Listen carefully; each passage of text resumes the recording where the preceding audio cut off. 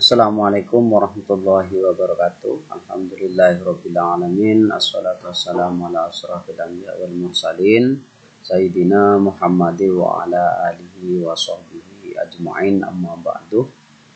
Teman-teman sekalian, pada kesempatan siang hari ini alhamdulillah kita masih diberi kesehatan oleh Allah sehingga masih bisa melaksanakan kewajiban kita dengan baik.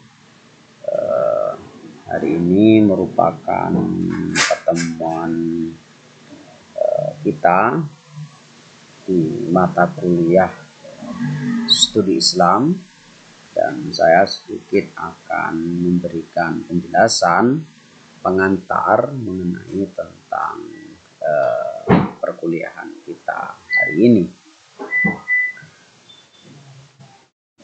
Sebelum kita masuk kepada tema-tema yang lebih jauh di dalam perkuliahan studi Islam ini, maka penting kiranya kita mengetahui apa itu studi Islam dan bagaimana arah dari pembelajaran tentang studi Islam ini.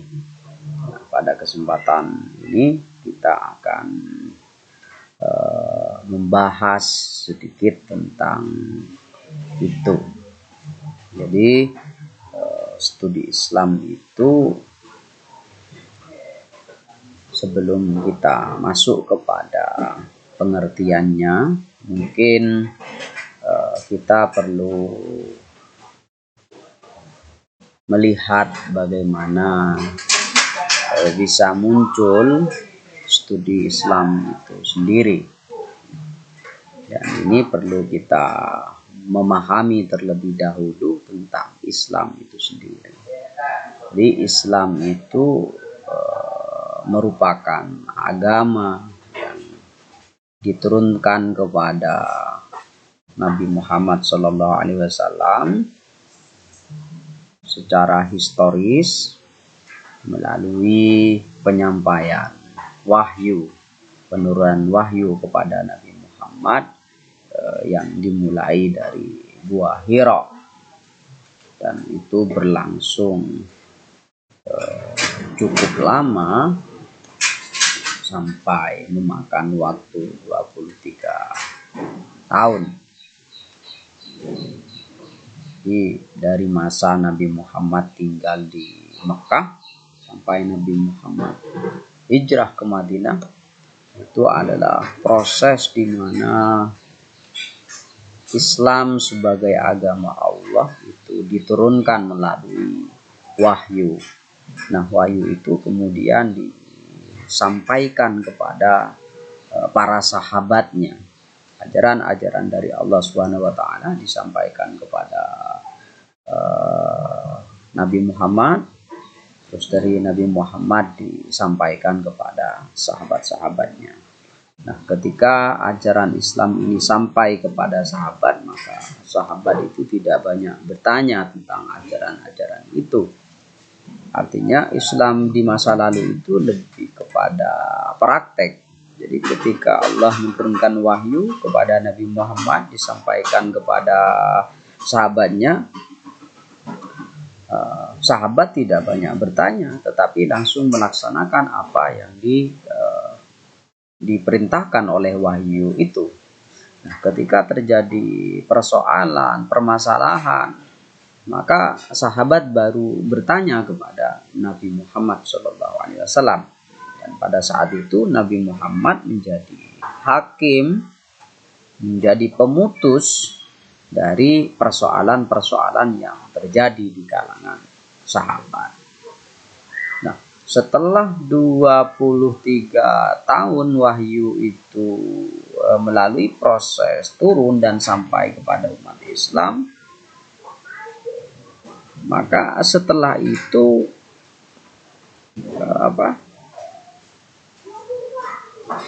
segala persoalan-persoalan yang ada itu kemudian menimbulkan masalah yang tidak mudah untuk dicarikan solusinya. Kalau masih pada masa Nabi itu enak, kalau ada masalah langsung lapor kepada Nabi. Nah, setelah tidak ada Nabi, maka siapa hakim yang akan memutuskan persoalan-persoalan itu, sedangkan wahyu sudah tidak lagi turun. Nah, inilah kemudian karena zaman terus bergerak, zaman terus berkembang, masyarakat muslim semakin luas, maka kemudian muncul persoalan-persoalan yang solusinya itu berdasarkan ijtihad, berdasarkan pemahaman dari umat Islam itu sendiri. Perselisihan itu misalnya sebagaimana yang tercatat di dalam sejarah adalah tentang kepemimpinan. Siapa yang pantas menjadi pengganti Nabi? Apakah Abu Bakar, apakah Umar, apakah Utsman, apakah Ali? Karena tidak ada penjelasan dari Nabi sebelumnya siapa yang akan menggantikan dirinya. Nah, karena tidak ada penjelasan itu, maka hal ini memunculkan perbedaan-perbedaan pendapat di kalangan para sahabat. Ada yang kemudian mengatakan Ali pengganti Nabi, ada Abu Bakar, sampai muncul beberapa golongan yang berbeda-beda pada waktu itu. Nah, perbedaan-perbedaan tentang kepemimpinan ini kemudian merembet kepada perbedaan-perbedaan yang lain, ke persoalan akidah, persoalan keimanan, tentu saja pada perkembangan-perkembangan selanjutnya, sehingga muncul banyak sekte-sekte atau aliran-aliran di dalam Islam. Ada Khawarij, ada Murji'ah, ada Mu'tazilah, dan lain sebagainya. Dan seiring berkembangnya zaman, kehidupan masyarakat Islam semakin luas, menyebar ke berbagai penjuru dunia, maka wajah Islam itu semakin beragam. Wajah Islam semakin beragam. Terus kemudian muncul pertanyaan, seperti apakah Islam yang sebenarnya? Kan pertanyaannya yang muncul itu. Nah, studi Islam itu berusaha untuk mengkaji Islam, mengkaji hal-hal yang berkaitan dengan Islam itu sendiri, yang di dalam berbagai daerah, berbagai negara itu telah memiliki pandangan-pandangan yang berbeda. Secara bahasa, studi Islam itu merupakan terjemahan dari bahasa Arab dirasah al-Islamiyah. Kalau di Barat itu studi Islam disebut dengan Islamic Studies, yang artinya adalah kajian-kajian tentang hal-hal yang berkaitan dengan keislaman. Tetapi Islam berdasarkan kajian orang-orang Barat dan Islam berdasarkan kajian-kajian orang Islam itu sendiri tentu hasilnya sangat berbeda. Hal ini karena pendekatan-pendekatan yang digunakan juga berbeda. Secara terminologis, studi Islam itu adalah memahami dengan menganalisis secara mendalam hal-hal yang berkaitan dengan agama Islam, pokok-pokok ajaran Islam, sejarah Islam maupun realitas pelaksanaannya dalam kehidupan. Jadi itu adalah ruang lingkup yang dikaji dalam studi Islam berkaitan dengan hal-hal yang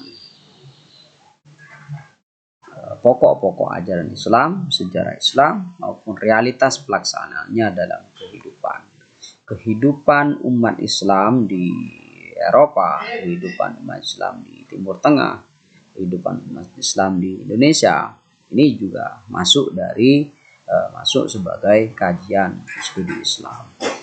Bisa masuk sebagai kajian studi Islam. Nah, kemudian sejarah studi Islam dan problematikanya. Nah, kapan dimulai studi Islam ini? Sebenarnya studi Islam itu sebagai sebuah disiplin keilmuan itu sudah dimulai sejak lama.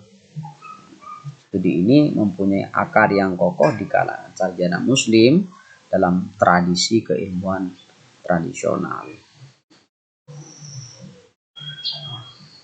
Ketika terjadi kontak antara orang Kristen dan orang Islam, studi Islam mulai memasuki wilayah Kristen Eropa pada abad-abad pertengahan.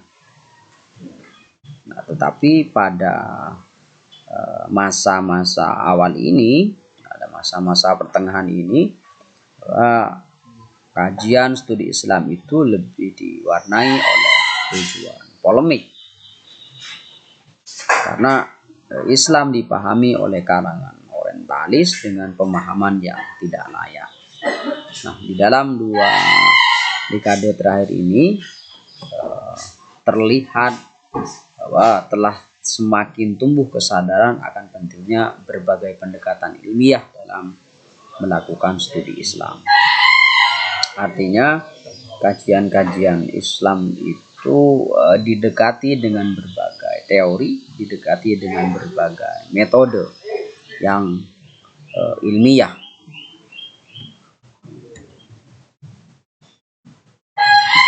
Nah,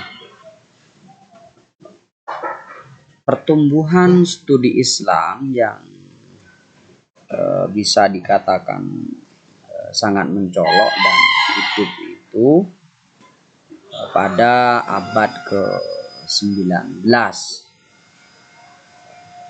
yang menekankan pada tradisi filologi. Jadi Islam dikaji melalui pendekatan teks, pendekatan kebahasaan. Tetapi pendekatan ini memiliki banyak kelemahan karena tidak bisa jika kemudian Islam itu hanya didekati berdasarkan tulisan-tulisan saja atau teks-teks saja tanpa memperhatikan kehidupan umat Islam itu sendiri, tradisi-tradisi yang hidup di dalam umat Islam itu sendiri. Nah, pada masa berikutnya, karena kajian filologi ini dianggap memiliki kelemahan, maka muncullah pendekatan-pendekatan lain seperti pendekatan sains. Islam didekati menggunakan sains. Tetapi pendekatan sains ini bukan berarti tidak memiliki kelemahan. Sama dengan pendekatan filologi, pendekatan Islam berdasarkan sains juga memiliki kelemahan. Kelemahan baik itu sains atau pendekatan filologi itu karena terlalu mengesampingkan keunikan masyarakat, menyamakan semua masyarakat di dunia yang berjalan di atas rute yang sama. Jadi tidak melihat bagaimana keberagaman masyarakat muslim itu sendiri.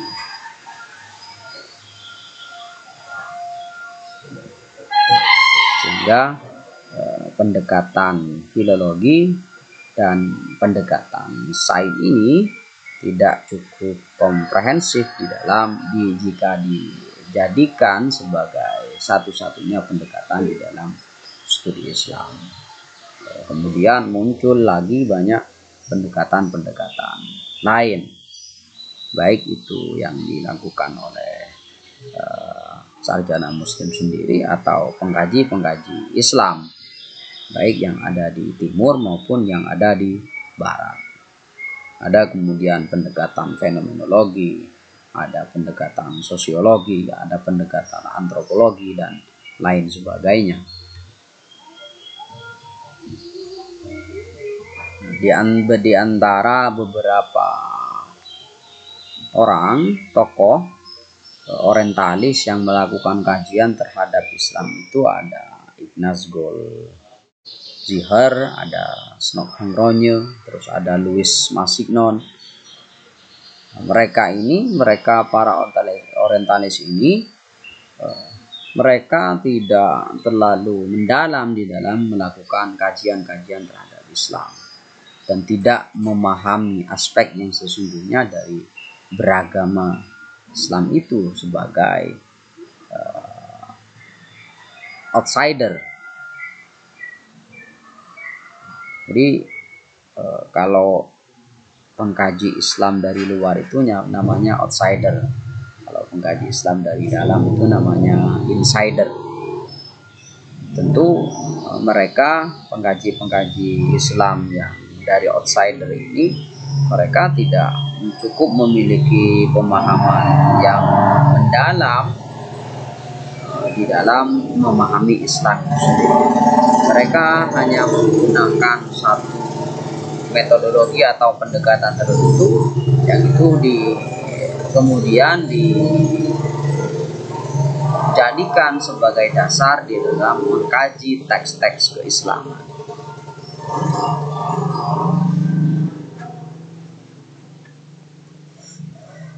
Kemudian hakikat penelitian agama. Penelitian agama bukanlah meneliti hakikat agama dari arti wahyu, melainkan meneliti agama pada dimensi kemanusiaannya. Dengan kata lain, penelitian agama bukan meneliti kebenaran teologis atau filosofis, akan tetapi bagaimana agama itu ada di dalam ranah pemeluknya, baik di wilayah kebudayaan dan sistem sosialnya, berdasarkan pada fakta atau realitas sosiokulturalnya. Inilah yang saya katakan tadi, bahwa kenapa pendekatan filologi itu memiliki kelemahan, pendekatan sains itu memiliki kelemahan, karena penelitian agama itu bukanlah meneliti hakikat agama dari sisi wahyu saja, bukan meneliti Al-Quran saja, atau bukan meneliti hadis saja, tetapi meneliti bagaimana kehidupan keberagamaan itu, kehidupan agama para pemeluknya itu, dari sisi kebudayaannya, dari sisi sistem sosialnya atau sosiokulturalnya. Maka pendekatan-pendekatan yang harus digunakan di dalam penelitian agama ini tidak cukup menggunakan filologi ataupun sains, tapi harus ada pendekatan-pendekatan yang lain, baik itu fenomenologi, sosiologi, dan lain sebagainya. Nah, Islam sebagai agama tidak cukup dipahami melalui pintu wahyu belaka, tetapi juga perlu dipahami melalui pintu pemeluknya, yaitu masyarakat muslim yang menghayati, meyakini, dan memperoleh pengaruh dari Islam itu sendiri. Alasannya apa? Islam itu dipahami oleh pemeluknya secara berbeda-beda, karena setiap manusia memiliki pemahaman yang beragam, sehingga tidak dapat dipaksakan umat Islam untuk memiliki satu bentuk pemahaman yang sama. Kita tidak bisa memaksakan umat Islam itu memiliki pemahaman yang sama. Kenapa? Karena kalau dilihat dari sisi Al-Quran ataupun hadis misalnya, Al-Quran itu banyak dari Al-Quran yang ajaran-ajarannya itu universal, bersifat umum.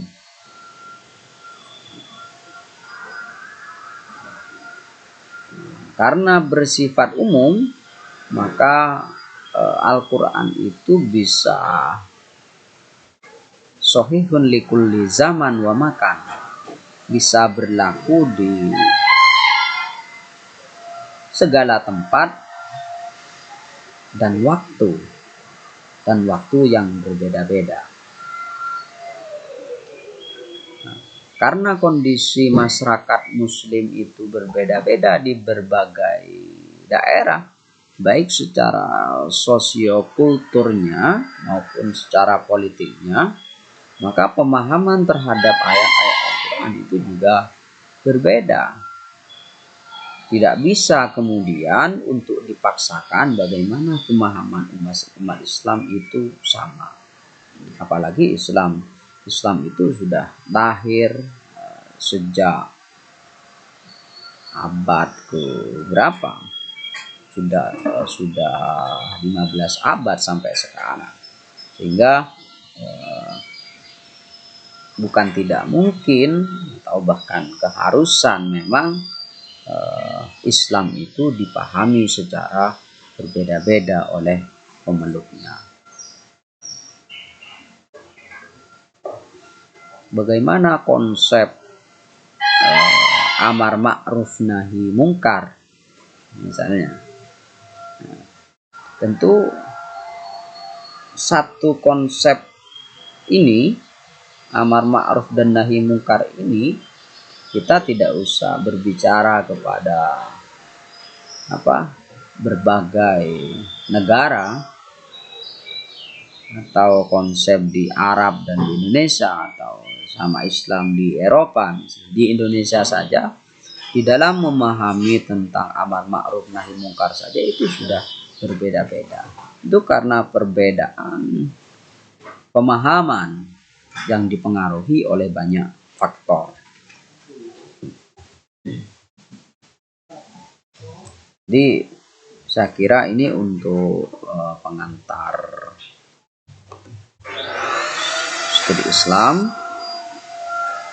untuk pertemuan ini, mudah-mudahan bermanfaat. Wassalamualaikum warahmatullahi wabarakatuh.